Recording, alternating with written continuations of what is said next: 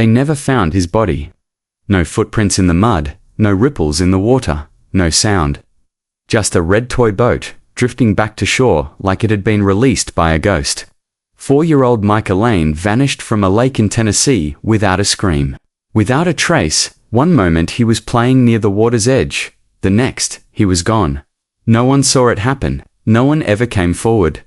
The case grew cold. The posters faded. And eventually, even his name was spoken less and less. For 18 years, the world moved on, until one ordinary afternoon in North Carolina. A man donated blood during a corporate wellness event, and that simple act triggered a genetic alert, buried deep inside a national database. The message was brief. A biological match has been found. Authorities have been notified. What if the life you have always lived was never really yours? And what if the person you call your mother was never meant to be in your story at all? If you are ready to uncover the truth that was hidden for nearly 2 decades, then like this video and subscribe to Unscripted Tales. Help us reach 5,000 likes. It is a promise I made to my mother. And this story deserves to be heard. If you are ready to uncover the truth, buried beneath silence, lies, and forgotten memories, then like this video and subscribe to Unscripted Tales. Help us reach 5,000 likes, so we can bring you the full story, as it unfolds, piece by chilling piece. The story does not begin with a clue or a scream. It begins with absence. With the kind of silence that makes mothers freeze, and the kind of stillness that never forgets. On that summer day in 2007, the Lane family was packing up to leave the campground at Carver Lake. Eleanor Lane, Micah's mother, turned away for only a moment to grab sunscreen from the tent. His father, Jason, was tying down gear to the roof of their van. When they looked back, Micah was gone. There were no tire tracks, no signs of struggle. Only his little red boat bobbing near the shore. The sheriff led a 2-week search, but nothing came of it. The theory settled on drowning. A tragic accident. The lake was deep, deceptively so, and the currents unpredictable. No one wanted to believe something worse. Still, Eleanor never quite accepted it. She kept his room untouched. She lit candles every year on his birthday. She never stopped looking, even when everyone else did. But no one, not even Eleanor, was prepared for what would happen 18 years later. Not a reappearance, not a confession, just an email. Short, official, cold. A match has been found. Biological relative located. Authorities have been notified. And just like that, silence began to crack. The story was not over. It had only been. Sleeping. Rain had not started yet, but the sky was already bruised with color. The kind of sky that makes birds vanish early and trees lean inward, like they know something is coming. Above the hills surrounding Asheville, North Carolina, clouds dragged low across the Blue Ridge Mountains. The air smelled of damp leaves, pine, and static. The kind of smell that means everything is about to change. Inside a sleek glass building that used to be a tire warehouse, the lights were still on at Everfield Technologies. Most of the staff had already gone home for the weekend. Only a few computers still blinked quietly on scattered desks. In the lobby, motivational posters hung crooked beside tall ferns that had not been watered in weeks. An elevator pinged, then fell silent. Reed Talbot stood near the window on the second floor, his arms folded tight across his chest. He wore a dark gray hoodie with the sleeves pushed halfway up, pale skin visible beneath. His eyes were green, a little tired, a little restless. He was not watching The Office anymore. His gaze had drifted beyond the parking lot and out toward the dark line of trees that bordered the edge of town. He did not know what he was looking for. Maybe he was not looking at all. Maybe he was listening, waiting for something unspoken. He had always felt like there was something just beneath the surface of his life. Something not quite right. Not quite complete. In the parking lot below, a red and white RV sat near the curb. The side, read Bloodlink. Give blood, find purpose. A cardboard sign leaned against a traffic cone beside it. Today only. All donors entered into the National Ancestry Health Study. Reed had seen the sign earlier that day when he came in for a team meeting. It was not the word blood that had caught his attention. It was ancestry. He had never cared about ancestry before. He had never donated blood, never done one of those family tree kits online. But something about that word felt heavy that morning, like it was pressing down on him from the inside, like it was personal. He could not explain it. He had passed by the van twice. The third time, he walked in. The nurse inside was kind. Her name tag said Marissa. She asked him a few questions. Name, birth date, email, consent forms. Then she offered him another form. Optional, she said. Participation in a national genetic study. Helping solve long-lost family mysteries. Even missing person cases, she added, with a half-smile. He laughed nervously. Said he hated needles. Mentioned he once fainted during a flu shot. She promised it would be fast. He signed the forms without reading them too closely. Something inside him was louder than his fear, like a thread being pulled, and it hurt to pull it, but he could not stop. Hours later, back inside the office, Reed felt strange, not sick, not tired, just unsettled, like his body was aware of something his mind could not name yet. His breath felt shallow, his chest tight. He rubbed his wrist, staring out the window as the first raindrops tapped against the glass. He closed his eyes, just for a moment, and then a flash. A room, painted blue, glowing stars stuck to the ceiling, and a voice, humming, a lullaby, soft, low, familiar. His eyes flew open. He had never seen that room before, not in this life, not in any photo. He told himself it was a dream, something made up, a leftover image from a childhood cartoon or a movie, but deep down, he knew it was not. It was something real, or once had been. He turned to leave, but something made him stop near the exit. A small table was still cluttered with flyers from the blood drive. One of them, soaked at the edges. From Rain, read in bold letters, help reunite families. All DNA checked against national missing persons databases. Reed stared at the flyer. He had not thought about that part. He thought the study was about heritage, disease, ethnic roots, family trees, not missing people. Why did that part bother him? He did not feel lost. He did not feel stolen. He had a mother, Meredith Talbot. She raised him alone. Said his father died in a car accident before he was born.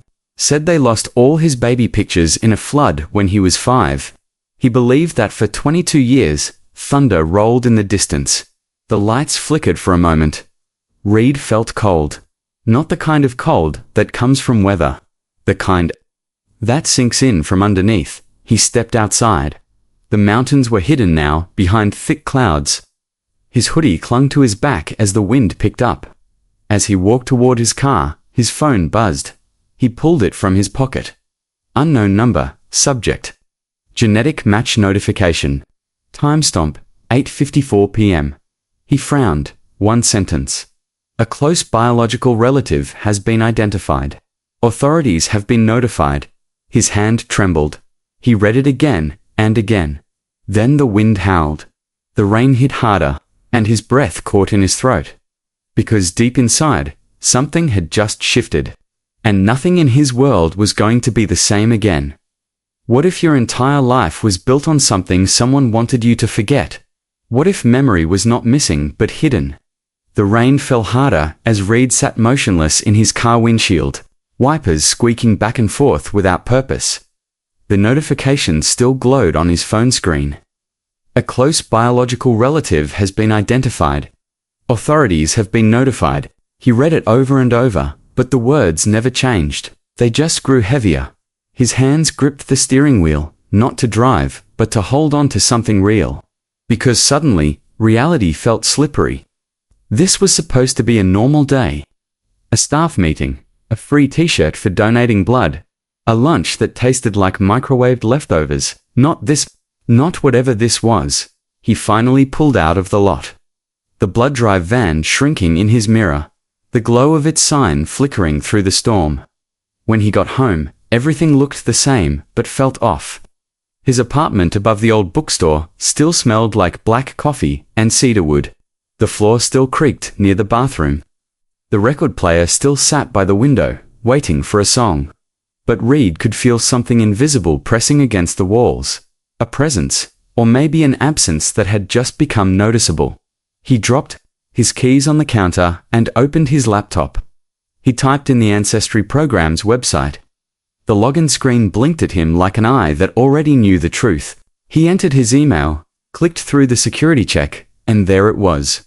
Genetic match found. The words were cold and clinical, but they made his skin burn. There was no photo, no name, just a case number and a reference to a federal missing child registry. Reed closed the laptop quickly, as if it had just shown him something it was not supposed to. He stood up, paced. His thoughts were scattered, bumping into one another. The blue room.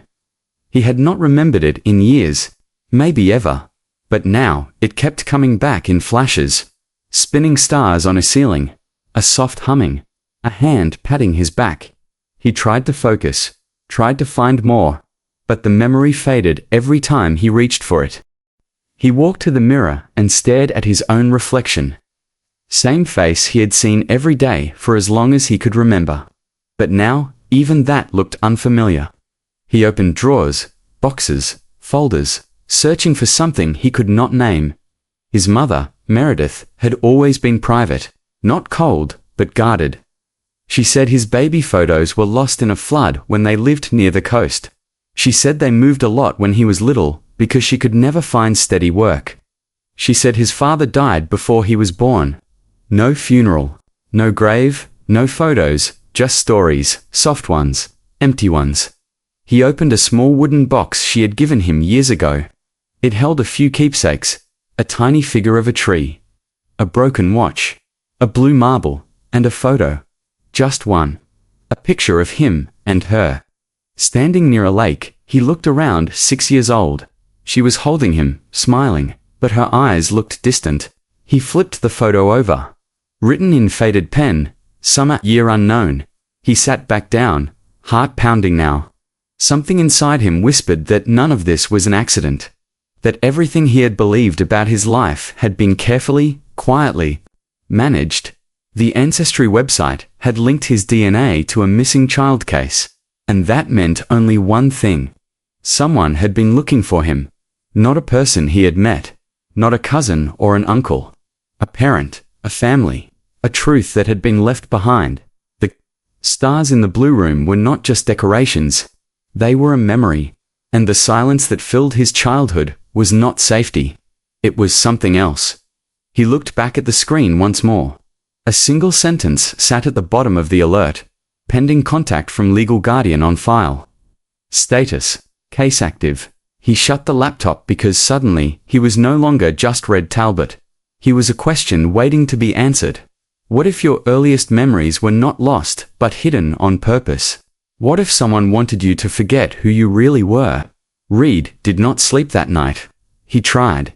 He closed his eyes, turned off the light, let the hum of the rain play softly against the windows. But his mind kept moving, restless and loud. That sentence from the Ancestry alert kept echoing. Case active.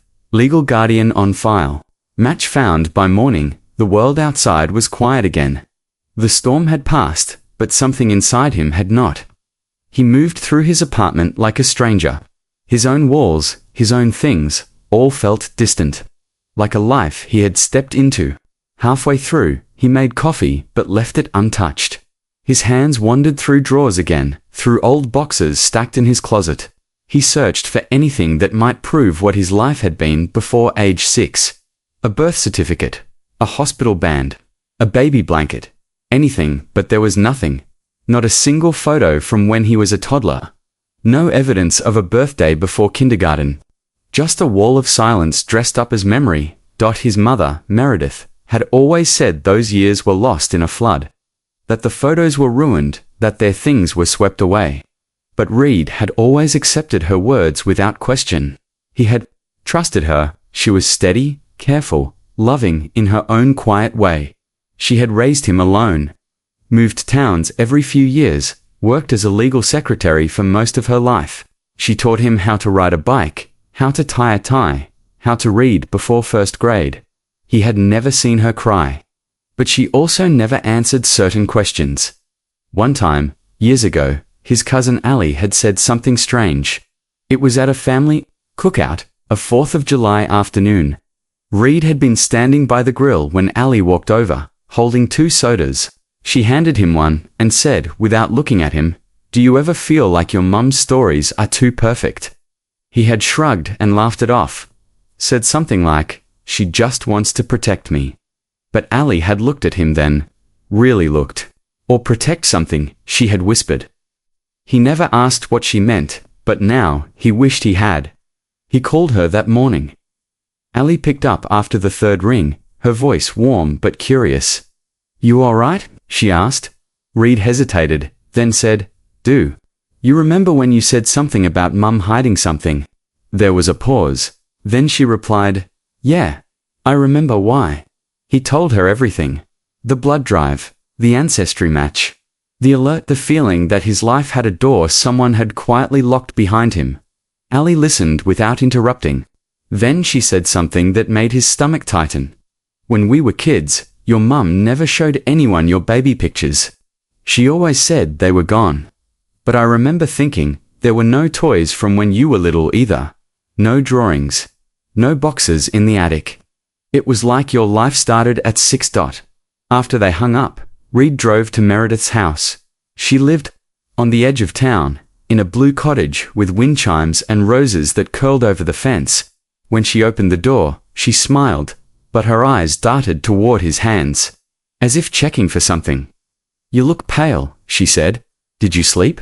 He lied, said he just had a long night. She invited him in, offered tea, but he said he wanted to help her clean out the garage. He needed air. She hesitated, but agreed. The garage smelled like old books and cardboard. Boxes were stacked neatly along the walls, all labeled in her clean handwriting.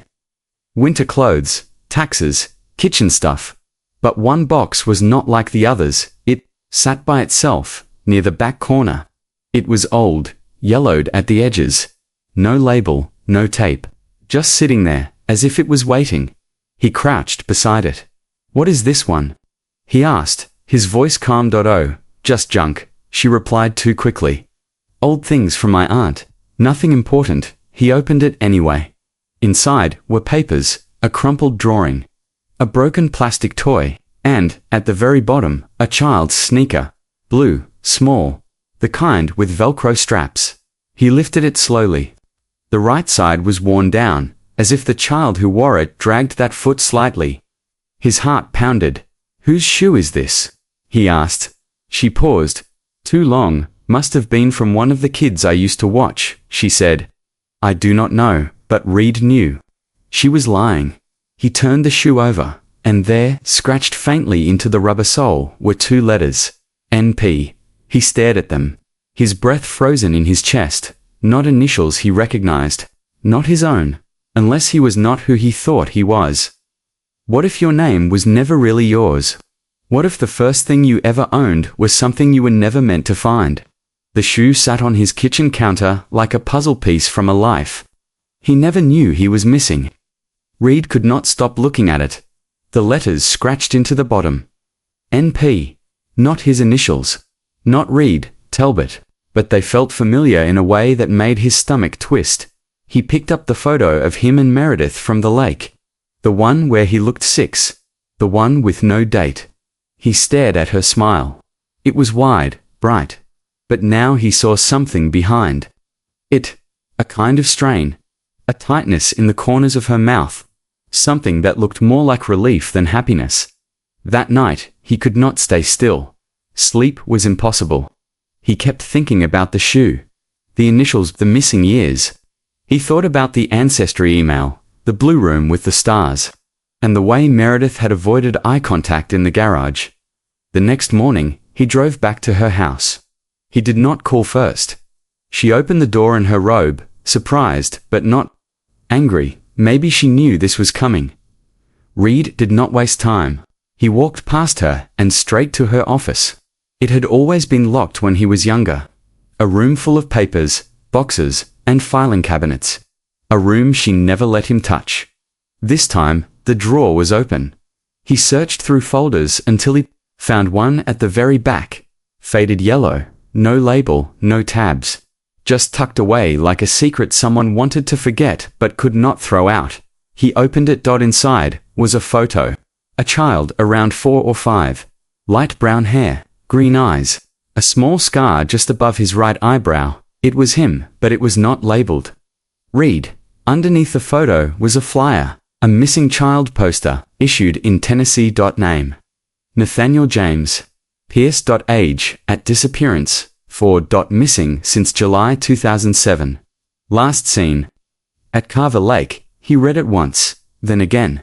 But the words did not change. His knees felt weak, his breath short, because now, the initials made sense. NP, Nathaniel Pierce. He dropped the folder. It landed with a thud, louder than it should have. Meredith stood in the doorway, watching. "You told me my baby pictures were lost," he said. "You told me we moved around because of money. That my father died before I was born." Her lips trembled, but she said nothing. "Why?" he asked. His voice cracked. She took a step back. "I did not take you," she whispered. "I just kept you. What does that even mean?" "He brought you to me," she said. "A man. He told me your mother was gone. That you had no one left." I believed him. Who was he? He said his name was Robert. But I do not think that was his real name. I never knew the truth. I was afraid to ask. Reed could not speak. His mind was racing. She stepped closer, hands shaking. "I loved you. I still do. I thought maybe this was fate, a second chance." But Red was already walking away. He took the flyer, the photo, the truth, and drove straight to the police station. When he reached the front desk, he could barely get the words out. "I think I might be a missing person." Because sometimes, the truth is not something you find. Sometimes, it is something that was waiting for you all along. What if the face on a missing child flyer was not a stranger, but a mirror you were never meant to see? The lobby of the downtown police station was too bright. The overhead lights hummed softly, and the air smelled like coffee and old paper. Reed sat in a stiff chair across from the front desk, the missing child flyer folded in his jacket pocket. His leg bounced without rhythm, his hands cold despite the warmth of the room. A detective walked in after 10 minutes, tall, older, with tired eyes and a voice that sounded like he had seen too much. His name was Ray Mendoza. Reed handed him the photo, the flyer, and the words that had been circling in his chest for days. "Think I might be Nathaniel Pierce." Mendoza listened carefully. No quick reactions, no raised eyebrows, just stillness, the kind that comes from years of handling stories no one wants to tell. When Reed finished, Mendoza sat back and nodded slowly. "That was a case I remember," he said. "It never left us." He pulled a worn file from storage that afternoon. Inside were details from 2007, Carver Lake, a red toy boat, to parents who never stopped searching. Birthday candles blown out year after year for a boy who never came home. Mendoza looked at Reed again, this time longer. There was no denying the resemblance to the child in the file. Same eyes, same scar, above the eyebrow, but resemblance was not enough. They needed confirmation. Reed gave a saliva sample that day. Quick, easy, quiet. And then came the wait. 3 days passed, each one slower than the last. Reed stayed home, unable to focus. His phone never left his side. He did not go back to work. He did not call Meredith. He did not know how. On the 4th morning, his phone rang. Mendoza's name on the screen.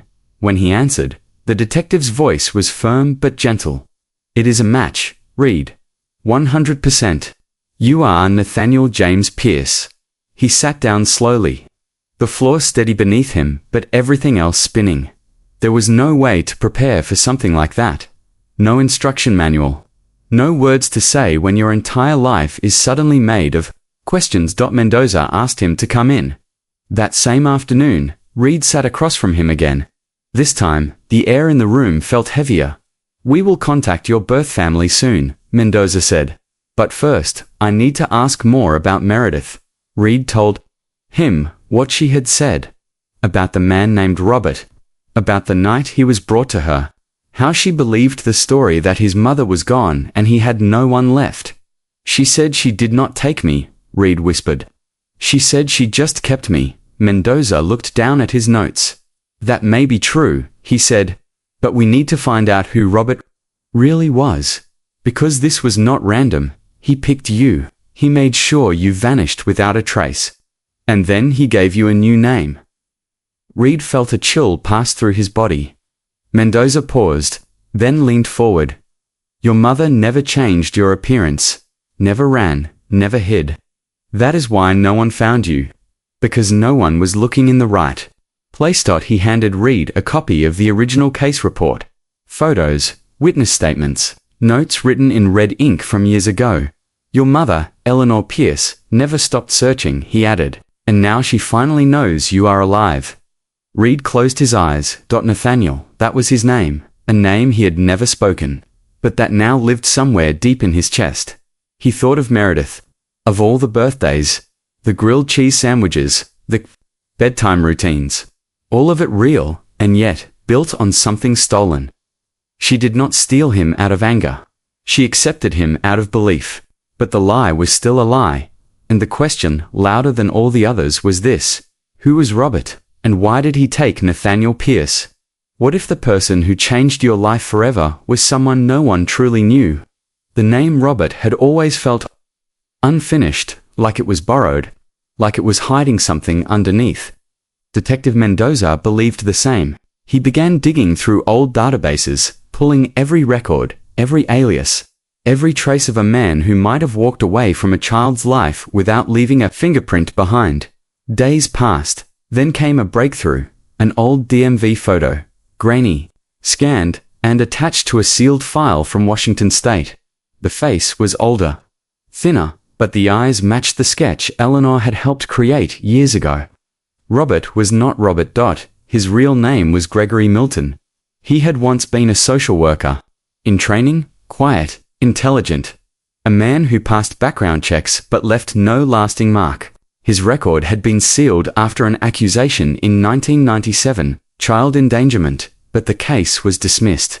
No one had followed up. He vanished from official records in 2003, but he had not disappeared. He had just changed his name. Mendoza found a thread buried in a report from 2006, a community outreach event in Tennessee. Families, volunteers. A summer picnic near Carver Lake. That was where Gregory had met the Pierces. He had been working under the radar, using his temporary access to observe families. That was where the obsession began. Not with Nathaniel, but with Eleanor. She had politely declined his help when he offered to carry a box of supplies. That was all, just a simple moment. But something in Gregory's mind twisted it into something more, something personal. A week later, he showed up at the Pierce home uninvited. Said he was following up. Asked about Nathaniel, said he had seen signs of neglect. Eleanor asked him to leave. He did. But he never forgot. After Nathaniel disappeared, no one connected Gregory to the case. He had registered his camping trip at the lake under the name Robert Keller. Different city, different identity. No one saw the pattern. Until now Mendoza found an old campground registration form from the week Nathaniel vanished. On it, scribbled faintly in the emergency contact box, was a name, C. Talbot. Reed's heart stopped when Mendoza handed him the paper. Your mother knew him, Mendoza said. Not just by chance. She was listed as his contact. Reed stared at the letters. It did not feel like betrayal. It felt like the last missing piece snapping into place. He drove to her house that evening. She opened the door slowly, said nothing. He held up the paper. You knew him, he said. She looked at the page. Then, at him. I never wanted it to be like this, she whispered. They sat down in the same living room where Reed had grown up. The walls had not changed. The ticking clock on the mantel still clicked too loudly, but now, the space between them was filled with something they could not avoid. I met Gregory at a grief support group, she said. I was 28. I had just lost my job. I was barely surviving. He said he had lost a sister. He said he understood what it felt like to be broken.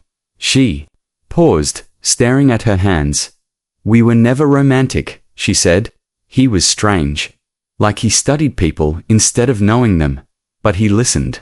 And when you are lonely, that feels like love.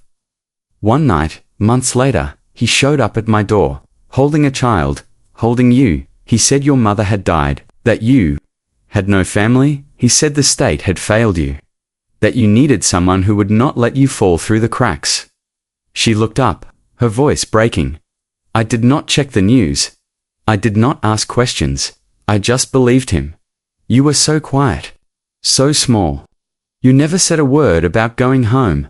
Reed said nothing, because he could finally see it. Now, she did not plan it, she accepted it. And Gregory, he had planned everything. What if the person who raised you thought they were saving you, but someone else had already decided you needed to be taken? The drive to Nashville was long, but Reed barely noticed the hours. The road blurred past him, lined with trees and towns he had never seen before, but somehow felt close to. Detective Mendoza arranged everything. No press, no cameras, just a quiet reunion that had been waiting 18 years to happen. Reed did not know what he would say. He did not know if he should smile, cry, or apologize. Could you apologize for forgetting your own life? Could you explain what it felt like to be both a stranger and a son? The Pierce house stood on a quiet street with a brick path leading to the front door. Wind moved through the trees. A swing creaked in the backyard. It was a normal house, but for Reed, it felt like stepping into another world. The door opened slowly. Eleanor Pierce stood there first.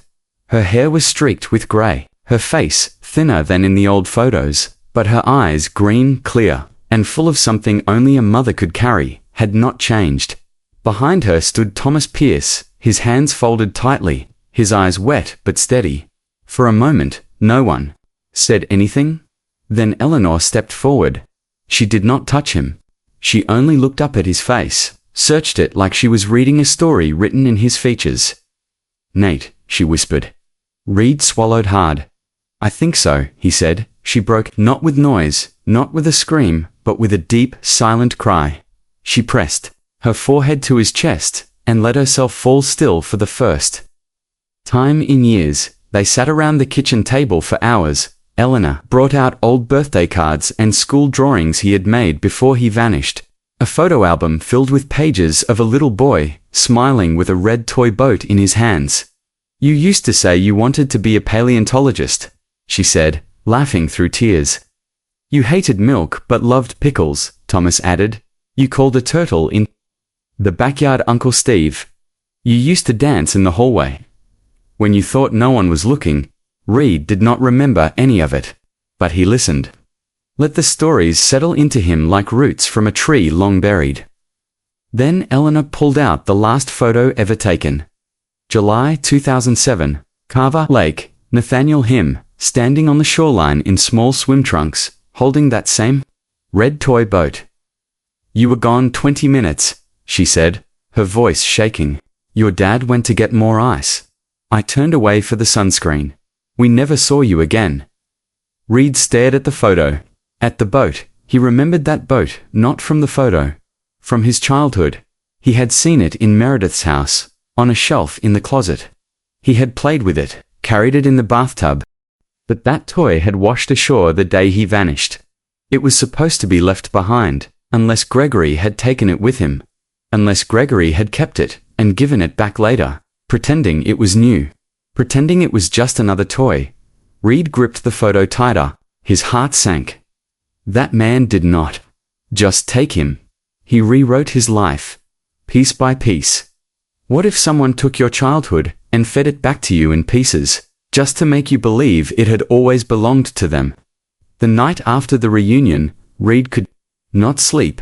He lay on the guest bed at the Pierce home, surrounded by warmth and stillness.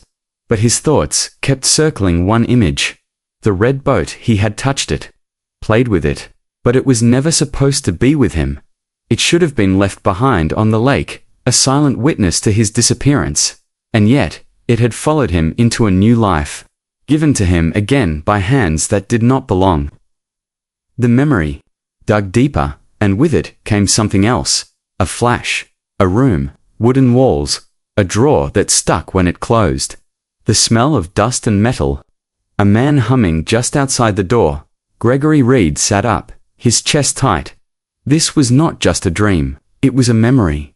He told Mendoza the next morning. The detective went quiet, then pulled out a file he had barely touched. A record of a property. Rental outside Chattanooga, a small cabin, listed under Gregory Milton's real name before he vanished from the system. No one had searched it. No one even knew it existed. Together, they drove out early the next day. The road twisted through thick woods, the air growing cooler with every mile. The cabin was hidden, crouched beneath tall trees, the paint peeling and the roof slightly caved in. Moss climbed up the wooden sides, like it was trying to erase it. Reed stepped through the door. The floor creaked beneath his feet. The air was thick with dampness and something else. Something sour and metallic. Inside, there was barely anything left. A rusted bed frame. A broken lantern. A chair with one leg splintered. But in the far corner, something stuck out beneath a loose floorboard. Reed knelt down. His hands shook as he pulled the board away. A small metal box that he opened it. Inside were three things: a photograph, a notebook, and a crayon drawing. The photo was of him asleep, no older than 4, his face peaceful, his hand clutching the edge of a pillow. The notebook was filled with Gregory's handwriting. Page after page of thoughts, scattered and obsessive. He wrote about the world being dangerous, about saving children from broken lives, about creating a better version of family. He never wrote the word guilt. He wrote the word purpose. And the drawing, that was the worst. Crayon lines, scratched hard into the paper. A small boy holding hands with a tall man. A crooked house beside them. And in the sky, a red boat flying like a balloon. Taped to the back of the drawing was a message. You were my reset. My proof the world could be rewritten. But they would never understand. Reed sat down on the floor, his body cold. This place was not just where Gregory had taken him. It was where Gregory had built a new story. Piece by piece, lie by lie, and Reed had lived it, without knowing it was never his to begin with. What if the scariest thing was not what you remembered, but what someone made you forget on purpose? The cabin stayed behind him, but the weight of it followed. Reed rode back in silence, the box resting on his lap. Inside it, the drawing, the photo, and Gregory's twisted thoughts still sat like pieces of a storm that had already passed but left the sky heavy. When he returned to Asheville, the apartment above the bookstore felt colder than before. The floor creaked in the same places. The records still sat in their sleeves, but something inside Reed had changed. He was no longer just someone looking for answers. He had found them, and they had come with a cost. He did not hear from Meredith again. Not a call, not a message, nothing. Then, one morning, a package arrived at the bookstore, addressed to him. No return name, no postage city, just his name, written in neat handwriting across the top. He opened it on the kitchen table. Inside was a handmade photo album. Thick pages, soft cover. Each page marked with a year.